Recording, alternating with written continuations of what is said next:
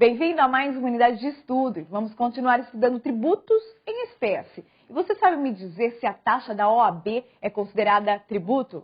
Preste bastante atenção, pois este tema é um assunto muito cobrado em concursos. Bons estudos para você. Olá, vamos nessa, continuando a classificação das espécies tributárias, como vimos no bloco 1, no primeiro item, vocês viram a importância do artigo 4º do CTN na sua cobrança literal. Sempre lembrando que o nosso curso é de teoria e exercícios, então vocês vão também estudar aqui os exercícios mais recentes cobrados no mundo dos concursos. E também podem acompanhar as nossas aulas pelo roteiro da aula, roteiro aí completo, vocês viram, com mais de 200 páginas sobre os nossos temas, que servem também para vocês estudarem para a prova. Então vamos nessa, voltando aqui ao nosso quadro. Então, identificar a natureza jurídica do tributo. Então você viu, o artigo 4º do CTN fala que só tem importância o fato gerador. Não tem importância a destinação legal do produto arrecadado. Então, não tem importância a destinação legal do produto arrecadado. E o artigo 4º também fala uma coisa óbvia. Não importa as características e a denominação estabelecida em lei. Então, perceba que não importa o nome. O nome iuris não importa. O que importa é a essência. O que importa é o fato gerador, segundo o CTN. E isso continua também na doutrina mais moderna, porque não importa o nome que o legislador dá para o instituto jurídico, o que importa é a sua essência, é aquilo que dá origem. Então, no nosso sistema, várias vezes ocorrem casos em que se vai cobrar uma taxa, mas a taxa ela tem o fato gerador de um imposto. E não é possível cobrar taxa com fato gerador ou base de cálculo de imposto, segundo o nosso querido artigo 77 do CTN. Então perceba a sutileza. Você tem que verificar realmente é o fato gerador. Se é, por exemplo, se cria uma taxa que tem como o que dá origem à obrigação é adquirir renda ou proventos de qualquer natureza, você vê que é um imposto de renda. Se cria uma taxa e se coloca como aquilo que dá origem à taxa a importação de mercadorias, é um imposto, porque é um imposto de importação. Se cria uma taxa e coloca como aquilo que dá origem à obrigação a industrialização de produtos, é um imposto, é o IPI. Então perceba que a taxa ela só pode ser criada com fato gerador, exercício regular do poder de polícia ou a prestação de serviço público específico e divisível, efetivo ou potencial, como vamos ver em breve. Então perceba que não tem importância a destinação do produto arrecadado e também não tem importância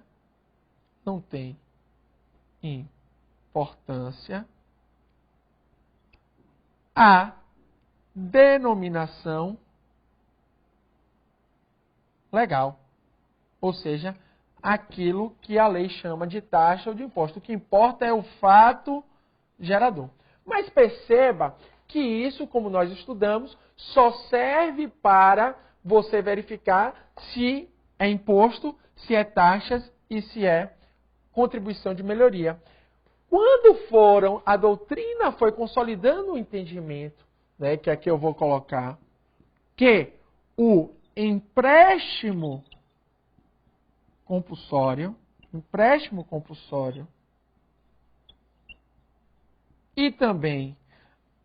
e as contribuições especiais, que são várias, como vamos estudar em breve a classificação das contribuições especiais, que aí vocês vão ver comigo que são divididas em contribuição, por exemplo, já aqui dando um ensejo para você olhar nessa classificação hoje predominante na doutrina. Dá ensejo à contribuição social, dá ensejo a CID, contribuição de intervenção no domínio econômico, dá ensejo às contribuições corporativas. Aqui, por exemplo, na contribuição social, temos as contribuições previdenciárias do empregador, da empresa ou entidade equiparado. Temos as contribuições aí também do trabalhador, do obreiro. Temos aí a COFINS, temos aí a contribuição para o PIS/PASEP e temos outras, temos aí também as chamadas contribuições sociais gerais, que são as contribuições para o SESI, SENAI, SENAC. Isso vamos ver com detalhe em breve. E temos aqui também, nessa classificação, as contribuições corporativas, meus amigos, são aquelas contribuições de interesses de categorias profissionais ou econômicas. Por exemplo, a contribuição que é paga pelos médicos que exercem a profissão. Paga ao Conselho Regional de Medicina, a contribuição que é paga pelos contadores ao Conselho Regional de Contabilidade, a contribuição que é paga ao CREA pelos engenheiros e arquitetos, ou seja, aquelas profissões regulamentadas que têm uma entidade fiscalizadora, podem cobrar o tributo denominado de contribuições corporativas. Mas vamos ver com detalhes que tem aí uma exceção, que é a contribuição paga para a Ordem dos Advogados do Brasil, que não é considerada tributo pelo Superior Tribunal de Justiça. Esse tema também já foi parar no STF, que não avaliou a questão específica da natureza jurídica dessa contribuição, mas já disse que a OAB é uma entidade sui generis, que não precisa fazer concurso público e que não precisa, obedecer os ditames, de uma entidade autárquica. Então, com base nisso aí, o STJ, o Superior Tribunal de Justiça, que é o órgão judicial competente para decidir, em última instância, a lei infraconstitucional, vem decidindo que a contribuição para a OAB não é tributo, é uma exceção, é realmente um privilégio, porque se as outras são tributos, por que a OAB não é? Se diz que é por causa, com base no artigo 133 da Constituição, que diz que é uma entidade em defesa da ordem jurídica do país, que defende a ordem jurídica do país. Então, claro, a Constituição foi feita pela maioria dos advogados. Então, o único órgão fiscalizador que foi colocado na Constituição, de maneira no corpo principal da Constituição, foi a OAB, que defende a ordem jurídica do país, e mesmo eu sendo advogado, eu entendo que deveria ingressar também no outro regime, que é o regime jurídico tributário, que é mais rigoroso. E porque a OAB não quer entrar nesse, para não obedecer os princípios constitucionais tributários, vamos ver isso em breve. O que é que você tem que saber agora? Que todas as contribuições para os conselhos regionais são tributos, exceto a da OAB. E temos aqui uma contribuição que foi declarada constitucional pelo Supremo Tribunal Federal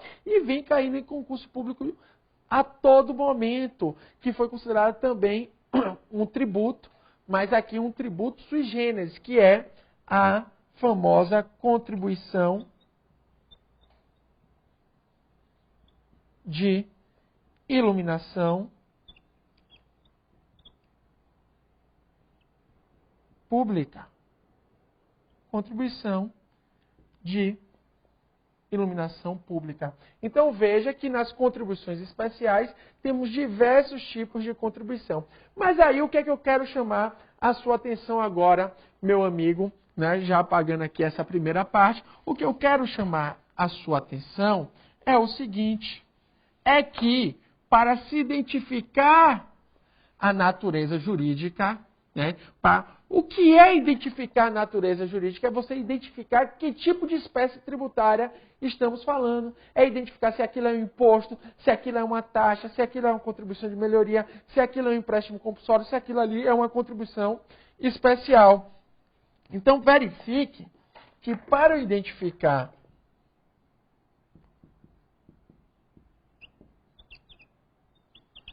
que para identificar se é um empréstimo compulsório, Nilo, qual é o fato gerador do empréstimo compulsório? Vamos estudar isso. A Constituição não diz.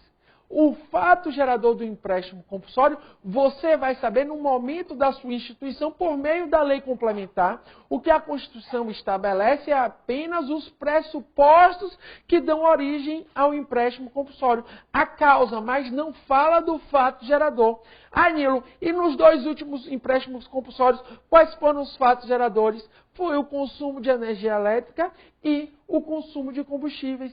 Mas, Nilo, se o fato gerador do empréstimo compulsório foi o consumo de energia elétrica e o consumo de combustíveis, como é que eu consigo identificar pelo fato gerador se é o ICMS ou se é o empréstimo compulsório? Apenas pela análise do fato gerador, você não consegue identificar. Por que você não consegue identificar? Porque o fato gerador é o mesmo. E assim sendo, a doutrina veio dando importância para se identificar a classificação aí, primeira classificação, a tripartite do artigo 4º, e agora a classificação dominante,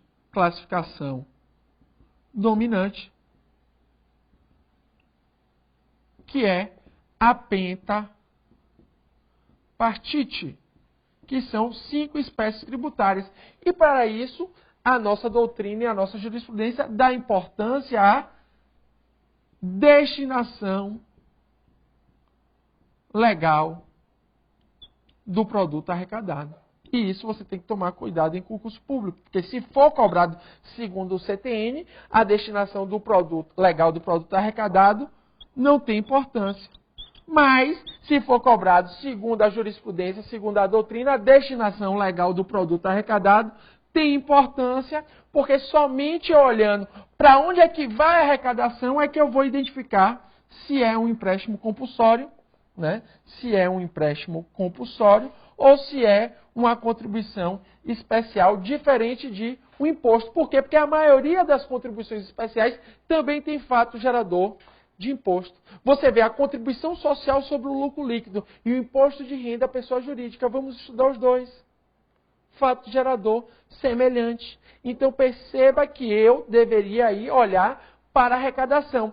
O imposto de renda à pessoa jurídica não tem arrecadação vinculada. Já a contribuição social sobre o lucro líquido serve para financiar a Seguridade Social, as atividades de saúde, de assistência social e de previdência social. E, por fim, e para finalizarmos esse bloco, você também fica atento que já caiu em concurso de final de 2012 outro critério. Além da destinação legal do produto arrecadado, a questão da restituição do tributo. Então, segundo o CTN, temos apenas um critério, fato gerador. Mas, segundo a nossa doutrina e a nossa jurisprudência, temos 3 critérios para identificar a natureza do tributo: destinação legal do produto arrecadado e restituição do tributo. Para finalizar esse bloco, só existe um tributo restituível, que é o empréstimo compulsório. Nos vemos daqui a pouco. Um abraço.